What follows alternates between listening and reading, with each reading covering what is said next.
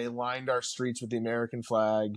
Everyone came out to see when Larry's the funeral processed and his casket was being brought to the funeral home. A lot of people in our community showed up for us, like a lot, and it touched a lot of people. And even the other day, I was at work, and I'm a manager for a bank, and a guy came in and he saw my last name. He's like, I'm from West Hartford. I was a coach at Hall. He's like, and he got upset. He's like, I remember that. I remember when I didn't know your family or your brother, but I remember when that happened and it touched me.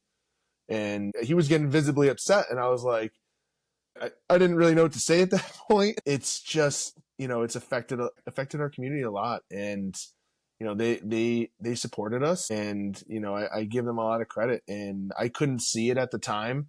I wanted to get the hell out of there for many years. Because, you go in the Stop and Shop, you walk into somebody, oh, how are your parents doing? I'm so sorry for your loss. It's just a continuous reminder.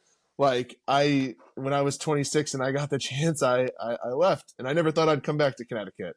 I'm so glad I did, but it's one of those things that, like, the constant reminders, but the community really did come together, and they still do.